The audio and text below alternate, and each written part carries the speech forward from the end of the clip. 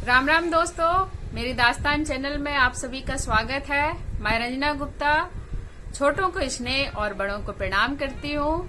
आज मैं फिर से बच्चों के लिए एक कहानी लेकर आई हूँ जिसका नाम है बेवकूफ मेढक। तो बच्चों चलो शुरू करती हूँ। एक जंगल में दो तालाब थे, दोनों आसी पास थे, थोड़ी थोड़ी दूरी पर थे, करीब आधा किलोमीटर। उसमें एक तालाब में कछुए रहते थे और एक तालाब में मेढक रहते थे। अब मेढक और कछुए आप सभी बच्चे जानते हैं ना कि जमीन में भी रहते हैं और पानी में भी रह लेते हैं। तो जब जमीन पर आते थे मेढक और कछुए तो आपस में मिलते जुलते थे, तो उनमें आपसी जान परिचय भी हो चुकी थी। अब उनमें से एक कछुए और मेढक, जिनका की नाम, मेढक का नाम था टर्रू और कछुए का नाम था सिलोली, दोनों में बहुत अच्छी दोस्ती हो गई। अब क्या करते, रोज सिलोली और टर्रू खूब खेलते, खूब मस्ती मजाक करते, पानी में जंप लगाते, फिर पानी से बाहर आते, जमीन पर खेलते। दिन भर उनका अच्छे से टाइम कट जाता था। एक दिन क्या हुआ, सिलोली का जन्मदिन आने वाला था अगले दिन। तो उसने टर्रू को इनवाइट किया कि तुम मेरे जन्मदिन पर आना और अपने साथ में दोस्तों को लाना, लेकिन आना जरूर क्योंकि तुम मेरे बेस्ट फ्रेंड जो हो। टर्रू ने भी हंसते हंसते कहा कि हाँ हाँ मैं जरूर आऊंगा, तुम मेरे सबसे अच्छे दोस्त हो, और एक दो दोस्तों को भी साथ में लाऊंगा कि चलो मेरे दोस्त से मिलो, कितना अच्छा है। सिलोली अपने घर चला गया। अगले दिन सिलोली का बर्थडे था, तो टर्रू अपने दोस्तों के साथ सिलोली के घर पहुंचा। सिलोली ने पानी में तो बर्थडे नहीं मना सकते, जमीन पर आकर बर्थडे सेलिब्रेट किया।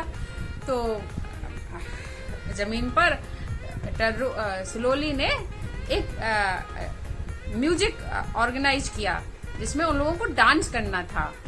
डांस करने के लिए उन्होंने एक अलग तरीके का प्लान सोच रखा था कि हम एक अलग तरीके से डांस करेंगे।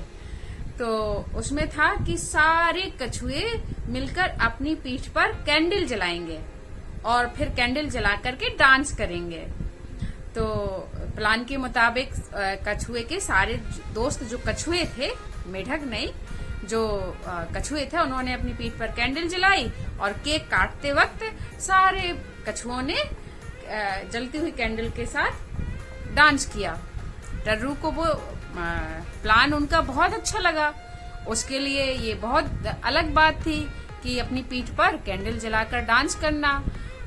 टर्रू ने सोचा कि जैसा सिलोली के बर्थडे में डांस हुआ, मैं वैसे ही अपने घर में प्लान करूंगा। अब टर्रू अपने घर आया। रात भर वो सोचता रहा, कितना अच्छा लग रहा था जब सारे कछुए जलती हुई कैंडल के साथ डांस कर रहे थे, बहुत मजा आ रहा था। उसने अपने पेरेंट्स से कहा, टर्रू ने, कि जैसे सिलोली का बर्थडे हुआ मैं वैसे ही सेलिब्रेट करूंगा। तो सिलोली के पेरेंट्स ने कहा कि जब तुम्हारा बर्थडे आए तब सेलिब्रेट करना। तो बोले जैसा मैं कहूंगा वैसा करना। टर्रू के पेरेंट्स ने कहा कि ठीक है, जैसा तुम कहो वैसा ही होगा, आखिर तुम्हारा बर्थडे है। तो कुछ दिनों बाद टर्रू का बर्थडे आया। अब टर्रू ने सिलोली को इनवाइट किया कि आप आइए और हमारा बर्थडे देखिए। तो सिलोली ने तैयारी की, अपना गिफ्ट लिया और टर्रू के घर जन्मदिन वाले दिन पहुंच गया। सिलोली भी अपने दोस्तों के साथ गया था क्योंकि टर्रू के कुछ दोस्त आए थे। अब टर्रू ने क्या प्लान किया अपने दोस्तों के साथ कि जैसे उसने बताया कि मैं जब सिलोली के घर गया था तो उनके सारे दोस्तों ने केक काटते समय अपनी पीठ पर कैंडल जलाकर डांस किया था, वैसे ही तुम लोगों को करना है। तो सारे मेढक बोले कि कुछ समझदार थे, कुछ बेवकूफ थे। तो उन्होंने कुछ ने कहा कि कछुओं की पीठ अलग होती है, बहुत कठोर होती है, बहुत स्ट्रांग होती है, तो उसको हम उन जैसा डांस नहीं कर सकते।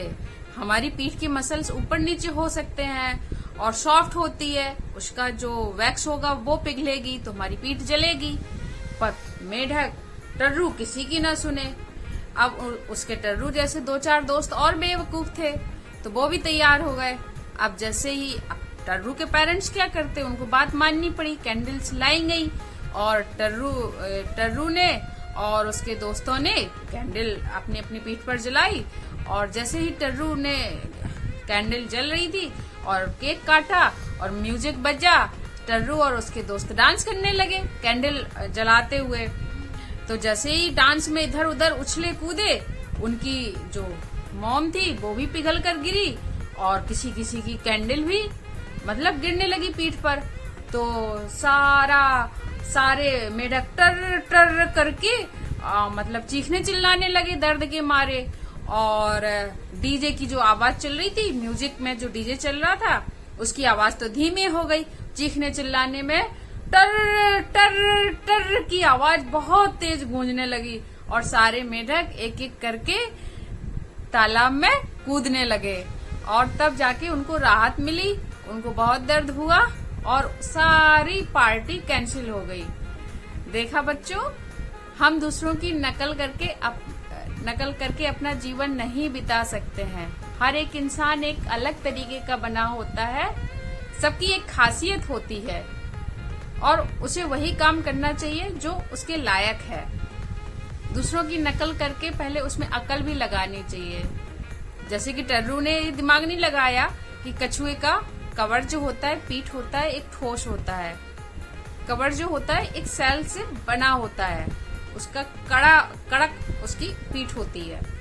तो उस पर तो कैंडल का कोई असर नहीं होता है, कोई मारे भी तो कछुए को फर्क नहीं पड़ता है। पर मेढक को तो कोई मारे तो उसकी पीठ को दर्द होता है ना। तो मेढक उनका इलाज चला और काफी दिन बाद ठीक हुए। कछुए अपने आराम से रह रहे। पर बच्चों, टर्रू और सिलोली की दोस्ती कभी टूटी नहीं।